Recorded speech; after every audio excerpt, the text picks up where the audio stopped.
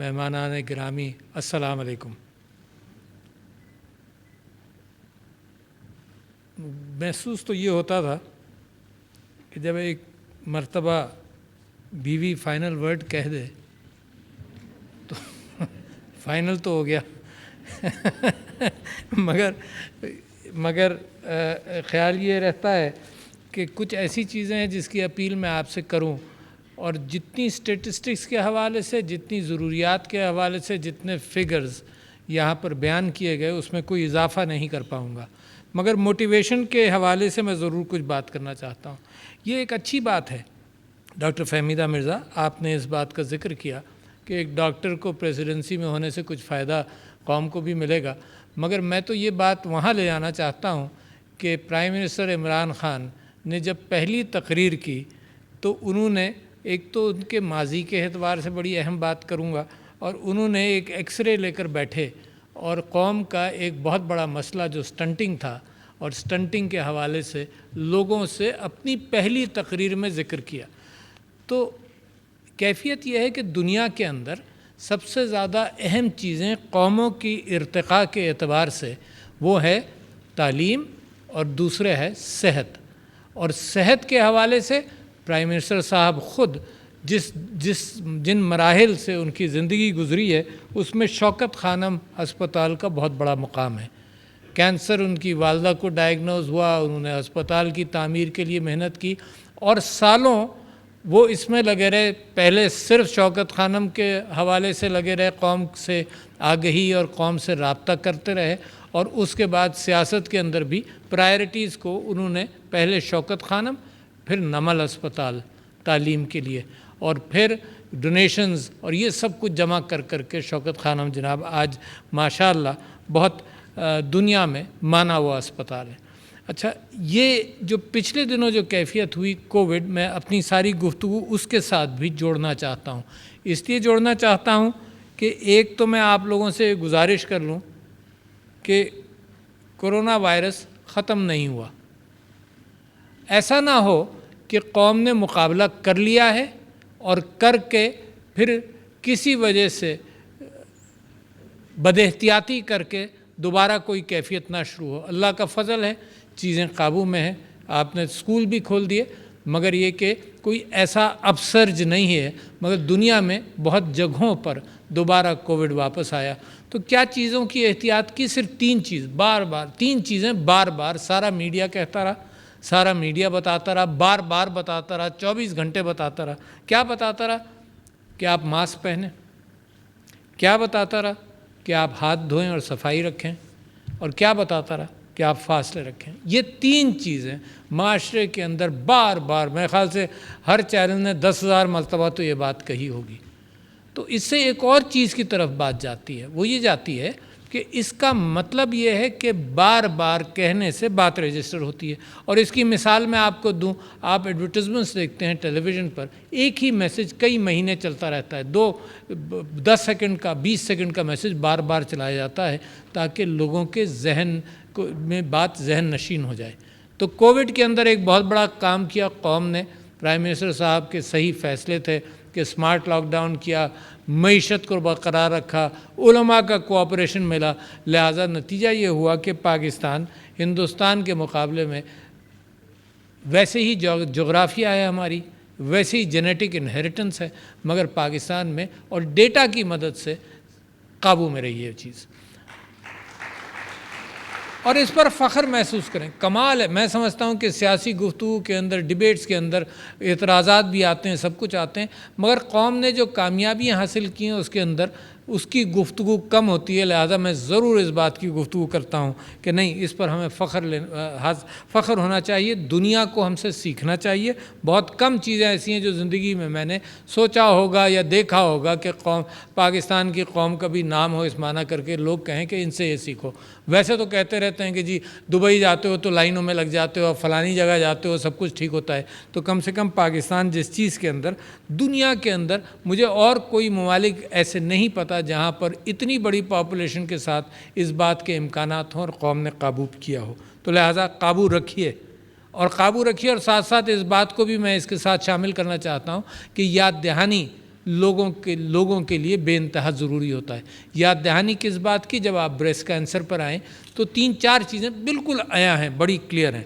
ایک تو یہ کہ ان کی وجوہات کا ویسے کچھ نہیں پتہ، ڈائریکٹلی نہیں پتہ، مگر اس بات کا جو میری ایک دوسری ذمہ داری سے تعلق ہے اس کا بھی ذکر ہوا۔ وہ یہ ہوا کہ بریسٹ فیڈنگ فار 2 ایئرز نے یعنی اس بات کو ظاہر کیا کہ وہاں شاید کینسر کے امکانات تھوڑے سے کم ہیں۔ اچھا، یہ کیوں میرے لیے بڑا اہم ہے؟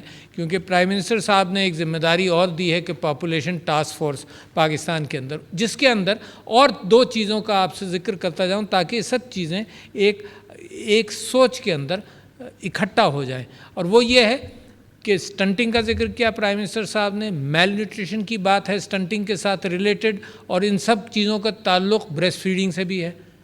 یعنی اگر بریسٹ فیڈنگ ہو شروع کے 1000 دن سٹنٹنگ کے لیے بڑے اہم ہے۔ سٹنٹنگ دوبارہ آپ کو یاد دلا دوں، کیونکہ پرائم منسٹر کی تقریر کو کافی دن ہو گئے، دوبارہ آپ کو یاد دلا دوں کہ سٹنٹنگ یہ ہے کہ بچے کی پیدائش سے، بلکہ جب سے وہ ماں کے پیٹ میں ہے، جب سے لے کر 1000 دن تک اس کی غذا کی بڑی اہمیت ہے۔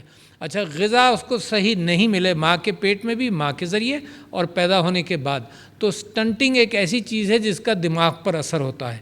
دماغ میں سٹنٹنگ ہوتی ہے، برین از اسمالر، دماغ ذرا سا چھوٹا، اور اس کی انٹلیکچول کیفیت بھی کمزور ہو جاتی ہے، ذہانت کمزور ہو جاتی ہے۔ اور پاکستان کے اندر کیا فگرز ہیں، تقریباً 38% سے لے کر 42% تک ایسٹیمیٹس ہیں کہ پاکستان میں سٹنٹنگ ہوتی ہے۔ اس کا مطلب ذہانت پر اثر ہے۔ ہم آپ کے اوپر بھی ہوا ہوگا یقیناً، کیونکہ یہ تو سارا قوم کا معاملہ ہے۔ تو لہٰذا اگر بریسٹ فیڈنگ ہو تو سٹنٹنگ کا امکان کم ہوتا ہے، اور ماں کی نیوٹریشن بھی ہوتی ہے۔ 2 چیزیں، اور تیسری چیز یہ کہ اس عرصے کے اندر ماں حاملہ نہیں ہوتی جب تک وہ ریکور نہیں کر جاتی ہے مکمل طور پر۔ تو پاپولیشن سے بھی تعلق ہو گیا، ماں کی نیوٹریشن سے بھی تعلق ہو گیا کہ اس کی ریکوری ہو جائے، اور اس بات کا بھی امکان ہوا کہ سٹنٹنگ نہ ہو، اور چوتھے یہ کہ اس بات کا بھی امکان ہے کہ بریسٹ کینسر ایسی عورتوں کے اندر جو 2 سال تک بریسٹ فیڈنگ کریں تو کینسر کم ہوگا۔ ایک اور چیز آپ کو ذکر کر دوں کہ اس کے اندر اللہ تعالیٰ نے فرمایا قرآن میں 3 جگہ پر کہ ماں اپنی چھاتی کا دودھ اولاد کو پلائے 2 سال تک۔ تو it matches every thing, it matches modern science, اور جو اللہ تعالیٰ کی ہدایت ہے ان کے ساتھ بالکل میچ کرتا ہے۔ لہٰذا وہ میری محنت ایک طرف ہے، مگر میں آپ سے صرف ذکر کرنا چاہتا تھا۔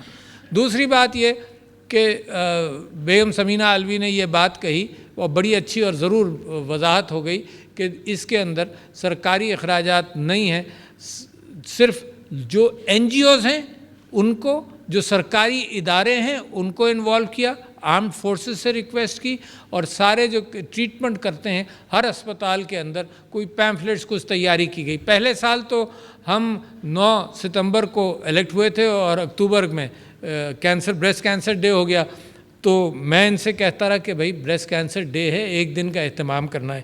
یہ پہلے ہی سال سے مجھے کہتی رہیں کہ ایک دن میں کیا ہوگا، مہینے بھر کی تو بات کریں۔ اب جب مہینے بھر کی باتیں کرتی ہیں تو بیچ بیچ میں یہ بات ڈال دیتی ہے کہ پورے سال کرنا چاہیے، باہر صورت کم سے کم مہینہ بھر لوگوں کو یاد دلاتے رہیں کہ یہ، لہٰذا یہ بھی آپ نے دیکھا ہوگا۔ تو پہلے سال تو کچھ زیادہ نہیں ہوا سوائے اس کے کہ کچھ اداروں سے رابطہ کیا۔ دوسرے سال معاملہ تھوڑا سا بڑھ گیا، بہت ساری عمارتوں کو پنک کیا گیا، یہ پنک ریبن عام کیا گیا کہ صرف لوگوں کی توجہ اس طرف لائی جائے۔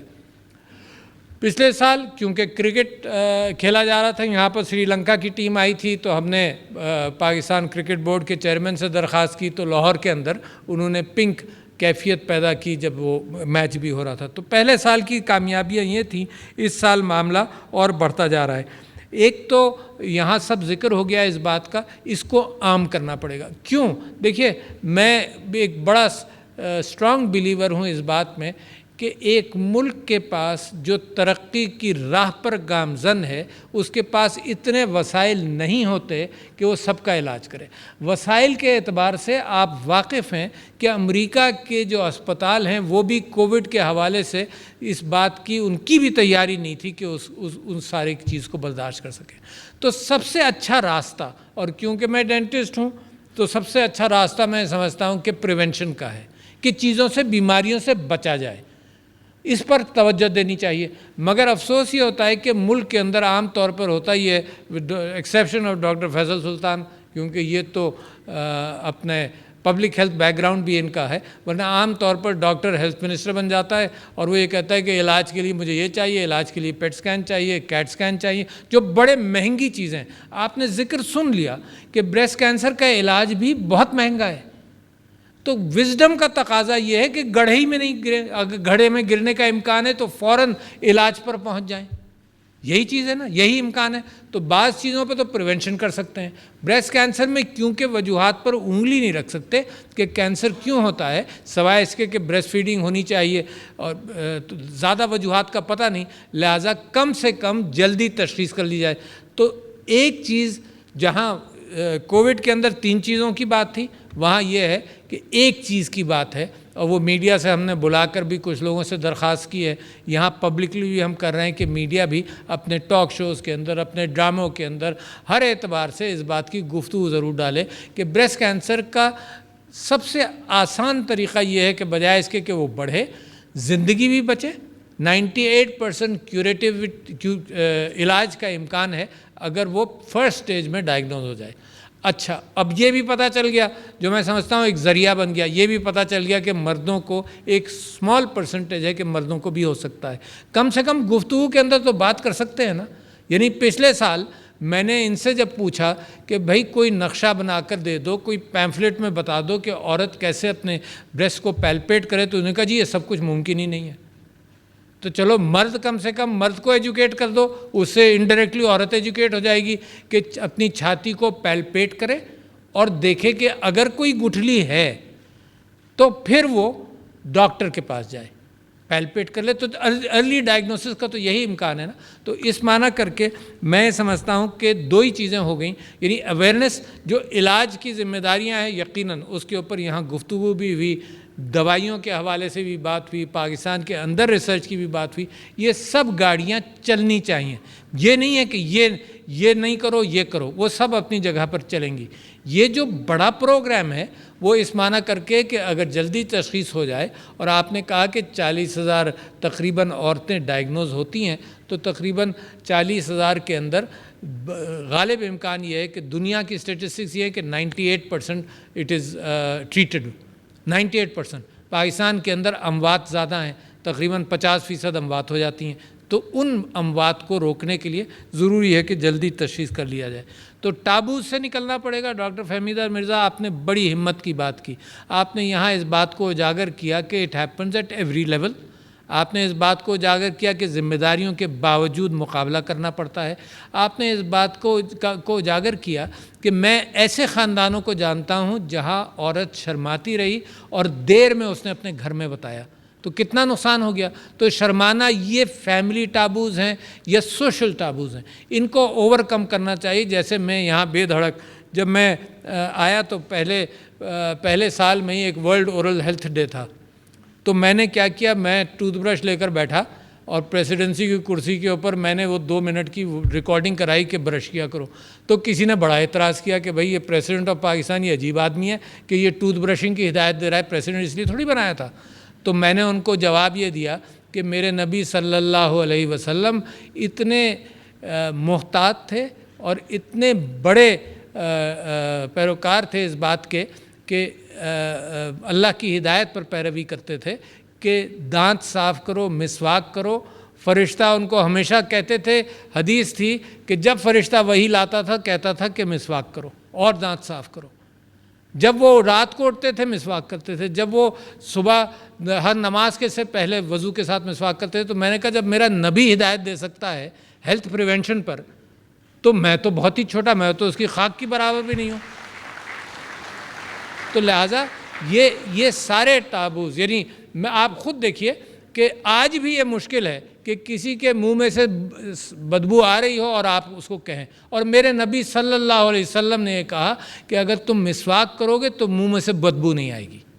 اس زمانے میں so it is so important کہ سوسائٹی کے اندر جو چیزیں ہیں طہارت کی، صفائی کی، ہاتھ دھونے کی، اور اس کو پہلے ہی اپنا لیا جائے. یعنی کووڈ تو بعد میں آیا، ہم نے اسی محفل میں اسی ہال کے اندر علماء کو بلایا 1 سال پہلے کووڈ سے، مارچ 2019 کے اندر، اور ہم نے یہ کہا، شفقت صاحب آپ بھی اس میں تشریف لائے تھے، ہم نے علماء سے یہ کہا کہ یار کم سے کم بھائی جان یہ جو طہارت والی بات ہے یہ کمیونیکیبل ڈیزیزز کو روکتی ہے، کالرا، ڈسینٹری، بہت ساری چیزیں اچھی طرح سے ہاتھ دھونے میں آتی ہیں تو سے بچ جاتا ہے انسان. تو ہم نے علماء سے درخواست کی کہ آپ اس کا پرچار کریں.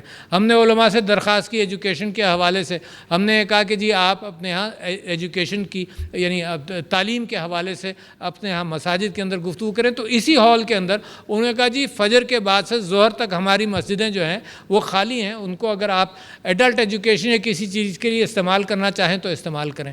پھر ہم نے ان سے کہا کہ صحت کے لیے بھی آپ جو واعظ کا موقع ملتا ہے آپ کو جمعے کے دن، تو اس کے اندر صحت کے اعتبار سے بھی پرچار کریں. تو ہمارے علماء بڑے ایگر ہیں، بالکل تیار ہیں، اور صحت کے حوالے سے انہوں نے کووڈ کے اندر بھی خوب کوآپریٹ کیا. تو میں یہ سمجھتا ہوں کہ یہ ساری چیزیں بے انتہا ضروری ہیں، ساتھ ساتھ چلیں، ہم ان چیزوں پر قابو کریں. قوم کی ترقی کے اندر اچھی صحت اور اچھی تعلیم، اور کووڈ نے یہ بات بتا دی کہ پیغام جانا اور پیغام پر عمل کرنے سے کتنا فرق پڑتا ہے. تو میں سمجھتا ہوں اس قوم پر آپ یہ سمجھ لیجئے، یہ قوم افورڈ نہیں کر سکتی ہے سب کا علاج کرنا، تو کم سے کم آپ کا اور میرا فرض بنتا ہے ہر معاملے کے اندر کہ احتیاط کی جائے. اور جناب ہیپاٹائٹس بڑھا ہوا ہے، سب چیزیں بڑھی ہوئی ہیں. ہیپاٹائٹس کیوں بڑھا ہوا ہے؟ 9% لوگوں کو ہیپاٹائٹس ہے پاکستان میں، اس لیے کہ پاکستان میں سب سے زیادہ انجیکشن لگتے ہیں دنیا کے مقابلے میں. دنیا میں سال میں 1-2 انجیکشن لگتے ہیں، پاکستان میں 8-9 لگتے ہیں. ہم زیادہ بیمار ہیں؟ نہیں. ہمارے ہاں اویئرنیس نہیں ہے. جب مریض ڈاکٹر کے پاس جاتا ہے کہتا ہے انجیکشن نہیں لگا تو میرا علاج ہی نہیں ہوا. ڈاکٹر بھی ایسے ہی ہو گئے ہیں اب کہ سب کہتے ہیں کہ چلو انجیکشن لگا دو، مریض تو کم سے کم خوش ہوگا، ادھر ہیپاٹائٹس ساتھ ساتھ اس کے چل رہا ہے. تو خواتین و حضرات ایک ایشو نہیں ہے. سمینہ بیگم نے ایک اور ایشو اپنایا ہوا ہے کہ ڈیفرنٹلی ایبلڈ لوگوں کے حوالے سے بھی کام کرنا ہے، ان کی ملازمتوں کے لیے ان کو ٹرین کرنا ہے. تو اگر قوم مل کر اپنے جو پسے ہوئے لوگ ہیں، اب یہ اویئرنیس تو ہم ہر کلاس میں دینا چاہتے ہیں نا، جو پسے ہوئے لوگ ہیں ان کو اگر ساتھ ساتھ اٹھائے، جیسے احساس کے اندر اٹھایا کووڈ کے اندر، اللہ میاں نے برکت اسی وجہ سے ڈالی کہ آپ نے غریب کی فکر کی. اچھا یہ اویئرنیس جو ہے، یہ ساری چیزیں جس طرح سے آپ ڈپرائیو کلاسز کی فکر کریں گے اللہ بڑی برکت دے گا. اور مجھے پورا کانفیڈنس ہے، دوبارہ اس بات کا ذکر کر رہا ہوں کہ پرائم منسٹر کہتے ہیں ٹپنگ پوائنٹ، مجھے پورا کانفیڈنس ہے کہ قوم کا ترقی کے راستے میں ٹپنگ پوائنٹ آ چکا ہے. انشاءاللہ پاکستان جس انداز سے جا رہا ہے، جس ذمہ داری کے ساتھ آپ سب لوگ مل کر ہر کام کو، میں نے یہ دیکھا کہ آپ لوگ پوری سپورٹ کرتے ہیں، چاہے گورنمنٹ پیسہ دے نہ دے، آپ سب لوگ اسی لیے آئے ہیں، سارے NGOs لگے ہیں، اپنا پیسہ لگا رہے ہیں.